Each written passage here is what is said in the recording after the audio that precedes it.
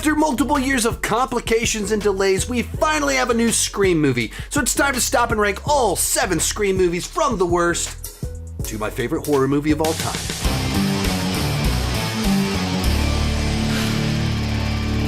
Hi, my name is Sean, and I love to talk about movies and TV way too much. With that in mind, go ahead and join me down below in the comment section. Let me know what's your ranking of all 7 Scream movies. My list is not the right list, it's just my list, and I would love to see yours.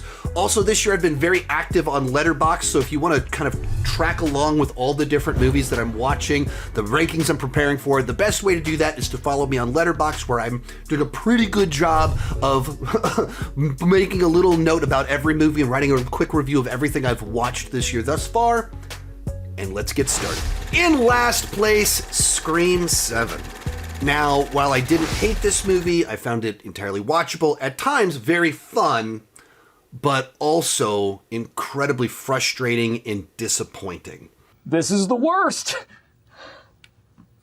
Now, the idea of seeing Sidney Prescott 30 years later, where she has her own daughter, who is the age that she was when all of this started, I like seeing characters that I love at different phases of life and how that changes them and how they react to different adventures. So there's some ideas in here that really worked for me. There's some stuff about AI and deepfakes and not how would you know what is true and what's not. That's an interesting idea to add into a slasher whodunit. And some of the kills are very violent, nasty. There's some things that definitely make me squirm. And there's some wit to few of the kills. But the movie overall felt like a desperation play. It's well documented that this was not plan A. It wasn't even plan B, it was plan C. A series of things fell through, some not so great headlines. And so they needed to win back trust. And it felt like they went for the desperation checklist. So you bring back the star of the franchise, Neve Campbell, Sidney is back in the lead. Gotcha. And then the creator of the franchise, Kevin Williamson, he's returning to direct. And then look, we got Matthew Lillard, and you have the series of kind of cameos of people coming back featured in the movie. And that generates buzz, excitement, curiosity, but it also feels like a desperation play rather than ideas grown out of just pure creativity and inspiration. And ultimately, that's what the movie feels like. Some of that's that by trying to kind of shoehorn in these returning characters and cameos, you locked in kind of a plot device that was a constraint for your film. Like, we have to have these people, so we have to come up with a reason that they're going to show up. And that's a limitation on the movie that I don't think is great. And likewise, Kevin Williamson is an iconic writer, not an iconic director. It's a great headline that he's going to direct a Scream movie, except for the fact that he's also by far the weakest resume of a director for a Scream movie. Throughout the film, there's just a lot of kind of like weird logic stuff that requires you to suspend more disbelief, or in the moment you're like, what? Why would someone do that? Why would Ghostface do that? Why doesn't he just shoot her in the face? There's a lot of just shoot him in the face, literally said in this movie, and then it doesn't happen just so the movie can continue. There's 3 different characters that just disappear out of the third act. You're like, why didn't you guys show up to help? The whole movie, you're like, where are the police? Like, the police know Ghostface is around. And in the movie, it's established we know where Ghostface is attacking. Where are the police? They're nowhere to be seen. All of it leading to what I thought was the worst Ghostface reveal of the entire franchise. And there have been some stinkers before, but this one, when you get the speech, it was just word salad, the motivation. Like, I know what these words mean. I guess I know what you're saying, but this makes absolutely no sense. What you just said is one of the most insanely idiotic things I have ever heard. At no point in your rambling, incoherent response were you even close to anything that could be considered a rational thought. I have no idea how this ties into the other things that you've revealed in the movie. It's just a jumbled mess of stuff. So it's entirely watchable. There are some cool kills. It's nice to spend more time with Sidney. And it's the first time Sidney's been really, truly front and center of the lead since Scream 2. All of that's great. But the movie itself, the execution, the villain twist, the logic of individual sequences left so much to be desired. Number 6, Scream 3. For 25 years, this one was safely in last place for me. It has now been dethroned by Scream 7. But this is still another very rocky Scream film.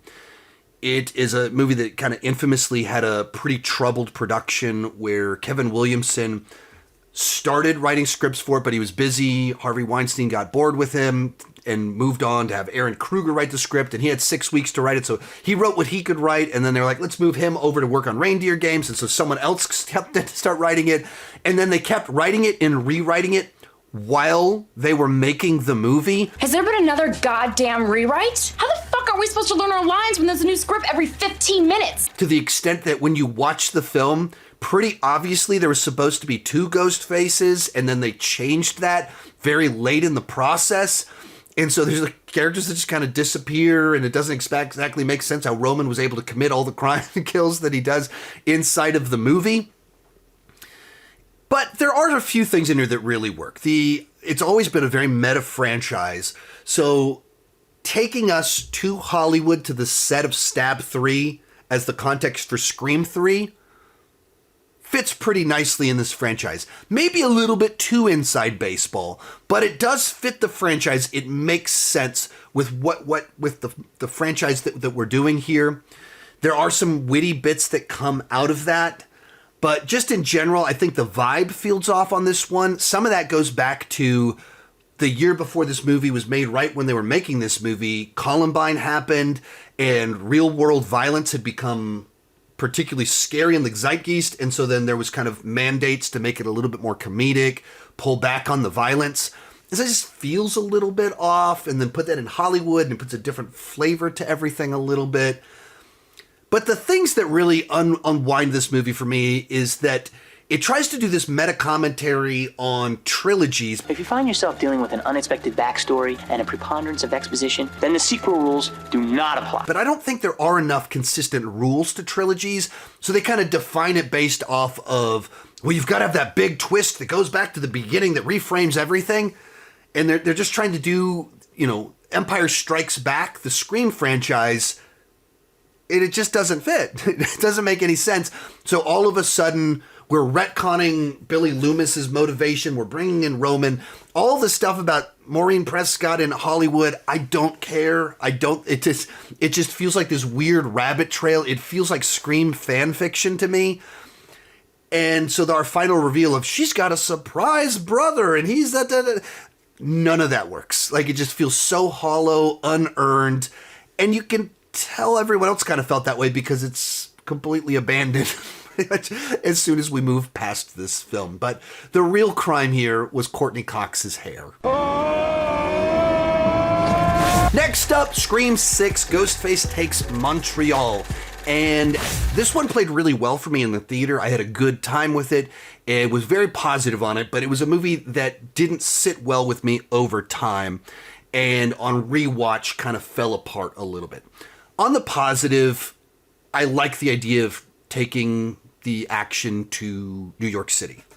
Obviously, they did not shoot it in New York City, so it doesn't, it's not always the most convincing, but they did put it in an urban setting, no matter how you want to twist it, which gives it a very different vibe. Urban environments, in particular New York City, is a unique setting with unique opportunities where it's incredibly crowded and busy, but you can still feel isolated and alone. And the movie's able to tap into that. And so whether in an apartment, the ladder sequence, subway, running on the streets, where do you go? Those are unique things that you can do because of the environment that they chose. And then our Ghostface is just kind of more aggressive, violent, audacious in a setting that complements that. Kirby coming back, really nice little addition there. Fun to see kind of where she's at, is the FBI and everything kind of going on with her. I thought it was a rock solid cold open that did something different, and it was unexpected. And you're like, oh, this is what we're doing. Okay, I haven't seen this before. A lot of that stuff worked for me. But this is one that falls apart with the reveal. It's too derivative of a different film.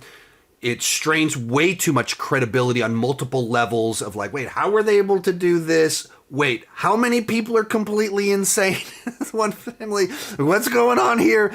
You know you're like the 10th guy to try this, right? It never works out for the dipshit in the mask. And the idea that neither Sam or Gail ever knew what any of Richie's family members looked like, not one of them, after dating, after serial killer, no investigation, nobody knows what this serial killer's family looks like. It doesn't add up. It doesn't make any sense that these things would play out, and these Ghostface experts are like, oh, I had no idea. And even trying to explain things like, oh, it was so easy to cheat the roommate lottery. They have to like come up with explanations for how they were interject themselves so much in their lives that you just get to the end of like, no, I don't buy it. I don't believe it. Like at all. And so it kind of falls apart at the end while still being a movie that I do enjoy a good bit. Like, I enjoy the ride. I don't enjoy the final destination. In fourth place, Scream 4.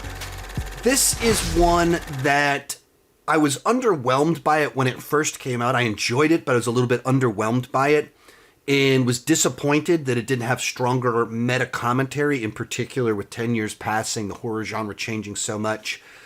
But with time, I find myself just enjoying it more and more and feeling like it has so much to offer, and it's one that I drift backwards towards more than I thought that I would. And so it's becoming one of my favorites of the franchise. Some of that is that maybe some of the meta commentary was a little bit ahead of its time, where they talk about the idea of like, now the killer, you need to live stream it, and the ultimate motivation for Jill and wanting to be famous and feeling outshadowed. This idea of teenagers wanting their lives to be on the internet so that they can be famous and having to share everything became exponentially more relevant in the decade after Scream 4 rather than at that time and right beforehand, just with the explosion of YouTube, social media, TikTok, and the desperate measures people have gone to gain influencer status. It feels so much more relevant now than it did back then. Adding to that, I think Jill as a character and motivation has another one that kind of ages well because it's just a different type of thing that ties into family and dynamics, things like that. Kirby, of course, is one of the great side characters of the franchise that just stole scenes, cut through, and especially in the context of this franchise where it's a horror franchise for horror lovers, having one of us inserted into the movie, it just plays great. Halloween, Texas Chainsaw, Dawn of the Dead, The Hills Have Eyes, Amityville Horror, Last House on the Left. So this is like, and then it's a movie just jam-packed with an incredible cast. And you forget how many people just show up in this movie for a scene, the cold open. There's no element of surprise. You can see everything coming. Did that surprise you? Adam Brody and Anthony Anderson are just a couple cops that are barely in the movie, just like, what are they doing in this film? But it's so fun to see them, even in their limited screen time, as my alarm goes off. It has its flaws. Some characters act a little bit off. Some people don't act like real people. Gail is maybe even a little bit more obtuse than normal, where she starts interfering overtly with the police investigation. Is like, what? I'm doing the news. Like, no, you're interfering with an investigation. These are cops.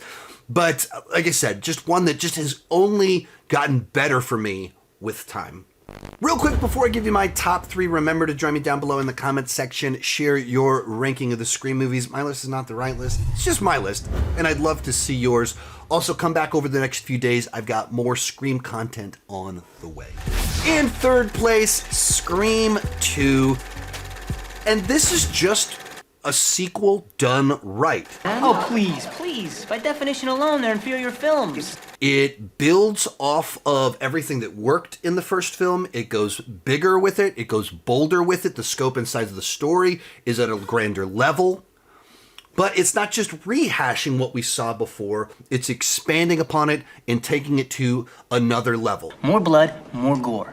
Carnage, candy. In particular, on the meta commentary, they kind of picked the right direction of, all right, it's Scream 2.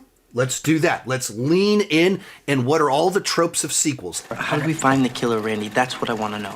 Oh, Let's look at the suspects. Likewise, they're like, all right, we're doing a meta franchise. What's the most meta thing you can do? They made a movie in the universe called Stab that's the events of the first film.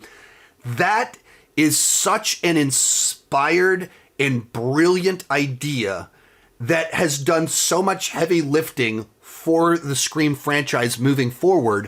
And it all goes back to that inspired window of time after the first film came out. This movie came out 1 year after the original film, and so they had to just rush the script on so many different levels, rush production, and they were just firing on all cylinders on this creative high. And despite a rushed schedule, script leaks, or fake script leaks, or whatever happened with all of that, they came up with a really, really good sequel.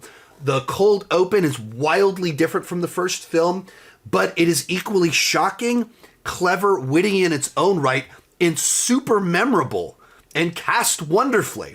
There's a number of just great kills throughout the movie and sequences. The one where they have to crawl over a knocked out Ghostface in a car, just like incredibly tense. There's some music cues in here. The one that they picked for Dewey, that they actually stole the music from Broken Arrow. Great little piece of music for that character. So maybe the gets a little stretched out late in the second act, early in the third act. Maybe gets a little bit stretched in there for me. But otherwise, this is what you're supposed to do with the sequel. Our runner-up, Scream 5. This was the first Scream film not directed by Wes Craven, which naturally made a lot of people nervous about them bringing the franchise back without him. But when they announced that Radio Silence was going to be directing the film, I thought, that's perfect. Like, Ready or Not, their movie before Scream 5, it has its own distinct flavor and vibe to it. It doesn't feel like a Scream knockoff or Wes Craven knockoff, but it feels tonally compatible with the work that Wes Craven and Kevin Williamson did on Scream to feel like they could handle this and have just a fresh enough take on it that's their own and doesn't just feel like a cover of Wes Craven's work. And I absolutely think they were able to do that. Likewise, I think they found the right meta commentary in... We're in an era of legacy sequels, soft reboots. They made a legacy sequel a soft reboot. They built that idea into it as the meta commentary. Absolutely perfect. Likewise, in an era where the online discourse is crazy as can be, and even the Scream franchise in particular has a very spicy fandom, and they wove that into the motivation of our killers in the film. I think I really like the idea of Billy Loomis having a daughter that's the protagonist, and she's trying to be a good person, but she still comes from a line of serial killers. Never fuck with the daughter of a serial killer.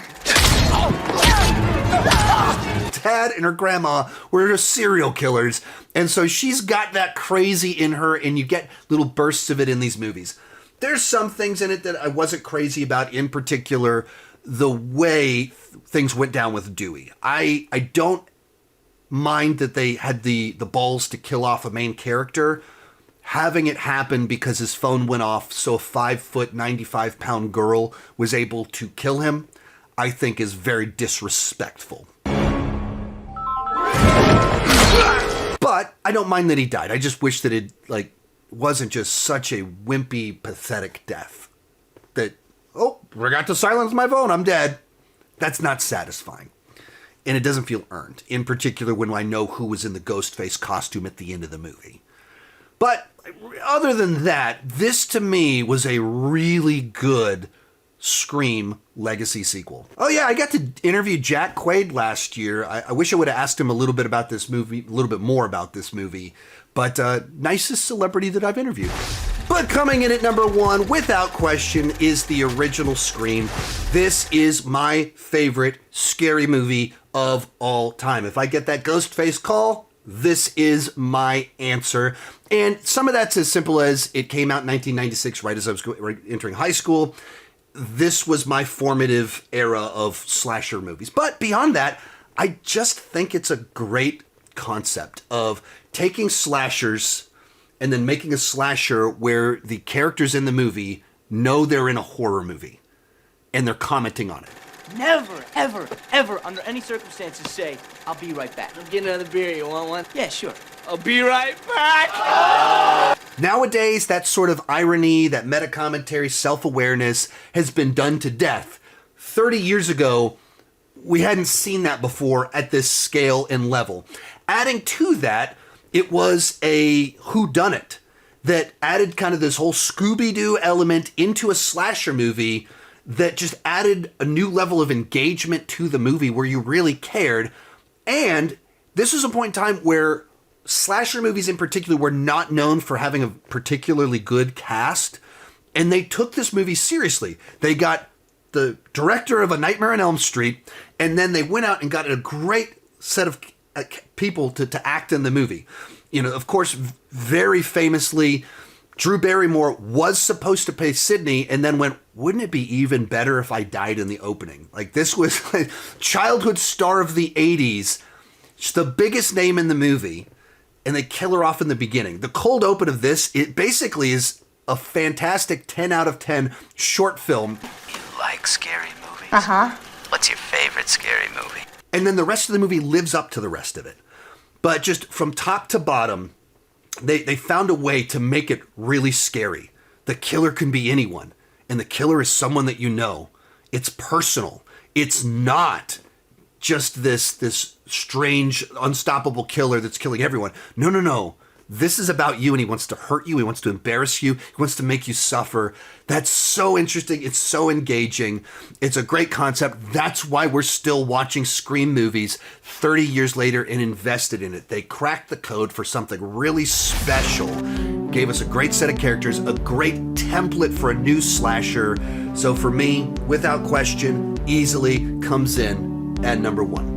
Be sure to share your ranking down below in the comments section. Come back over the next few days. I'm going to be talking more about the Scream movies, and keep talking.